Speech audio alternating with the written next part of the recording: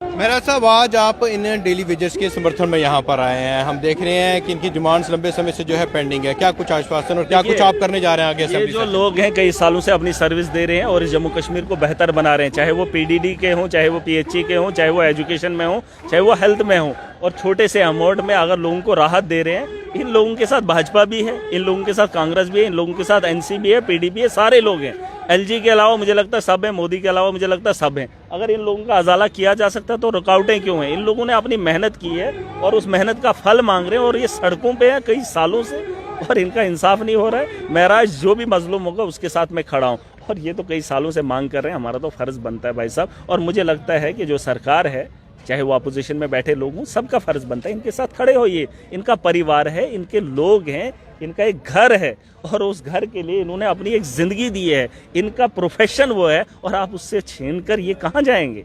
जिनने अपनी टांगे तोड़ी हैं, जिनने अपने बाजू कटवाए, जिन्होंने अपनी जानें दी हैं, वो परिवार के लोग कहाँ जाएंगे? और आप पूछ रहे हैं महराज मलिक इनके साथ खड़ा है। हर आदमी को इन लोगों के साथ 3 तारीख को असेंबली सेशन शुरू होने वाला, कितनी आवाज इनकी जो है असेंबली में आपकी तरफ से? देखिए, पूरी ताकत से उठाएंगे, और मैंने आपको पहले ही कहा हर पार्टी इनके साथ खड़ी है। ये वादा मैंने नहीं, नरेंद्र मोदी ने भी 2014 में किया था।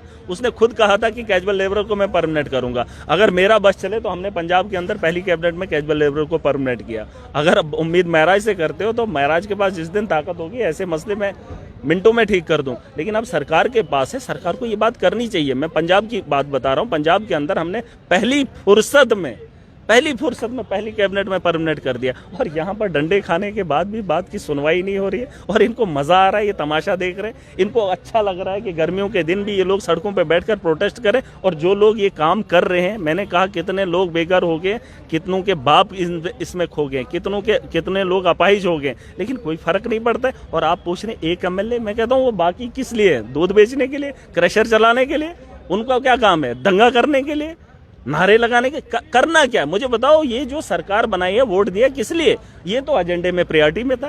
कैजुअल लेबरर्स की बात किस पर? क्या इंटेंशन लगती है? आप कह रहे हो कि सब पार्टी इनके साथ है, क्या इंटेंशन है सरकार? मैं तो कहता हूँ चुनाव में सब लोगों ने कहा कैजुअल लेबर को। मैं तो कहता हूँ नरेंद्र मोदी 2014 में खुद बोल के गया, वीडियो निकाल कर देखो। उसने कहा था मैं कैजुअल लेबर को क्यों नहीं गया? एलजी के दौर में नहीं हुआ, बीजेपी और पीडीपी के दौर में नहीं हुआ। अब एनसी को मौका मिला है, उमर अब्दुल्ला साहब की सरकार को मौका मिला है, अलायंस की सरकार को। मैं उसका हिस्सा हूं, मैं बात करूंगा।